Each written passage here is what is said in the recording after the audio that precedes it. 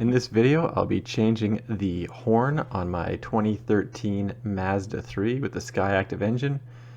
To do this, you need to get under the vehicle on the driver's side, but you do not need to take off the front bumper. So there's two screws that are 10mm screws, and then there's a couple of plastic clips.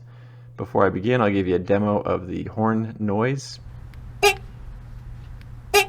So it has definitely lost a lot of its volume. Now I've got the tire off. I think you need to do it with the tire off, although I'm doing my winter tire change anyway. So there's the black plastic clips that need to come out on the inside of the wheel well, and then there's a couple bolts that I found helpful, and those are 10mm bolts. Now they do make special tools to remove these plastic trim clips, but a flathead screwdriver works just as well.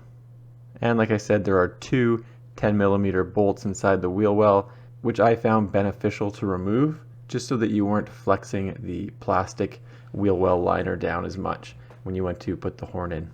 So you can see it just sort of pulls back and down, and the horn is located right here, just right behind the bumper. The bolt for the horn is connected at the back with a 10mm nut, and there's an electrical connector right there that needs to come off as well. You can use an open-end box wrench to get the nut off, and that's probably the easiest way to remove that from the vehicle.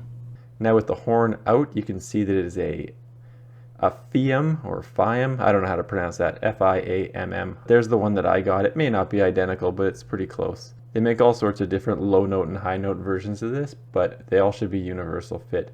I'm not sure if that one clip on the left broke off or if it was off from the factory, but anyway, the new one's got two clips where the old one had one. And there's a reason for that, and it'll be for the grounding of the horn. So I got the low note version of the horn, and it is the 72012B, which is the low note version.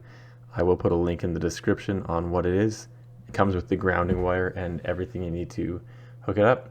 And it does come with handy instructions in the box, so it's quite straightforward. The first thing to do before installing it is to put the grounding wire in, and then it grounds out on the mounting bracket for the horn. So that's why it comes with the electrical cable.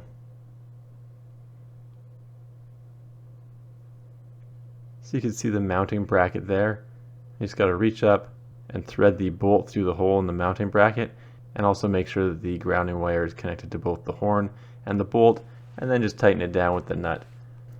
And just a point of note, when you're tightening the bolt down, you want to make sure that you can still attach the OEM electrical connector from the car to the horn. So there you can see everything mounted up and attached. Really the last thing to do is reach up there with a 10mm wrench and then just tighten it down.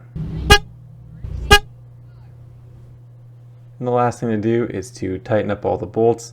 So there's the two 8mm bolts under the front of the vehicle close to the bumper, and a couple of black plastic clips, and then there are the 10mm bolts in the wheel well that also need to go back on. Now when I called Mazda, they quoted me $49.99 for the horn and 0.6 hours of installation at $140 an hour, so that's $84. So the total is $134 plus tax. Tax is pretty high in Ontario, so it's just about $150. I got the horn at Canadian Tire, although it's available all over the place, and it costs $16.99, and it should be the exact same horn that Mazda is selling, so it's about $20. So that gives a DIY savings of approximately $130 for a job that takes about 20 to 25 minutes. Anyway, thanks for checking out the video, and don't forget to like and subscribe.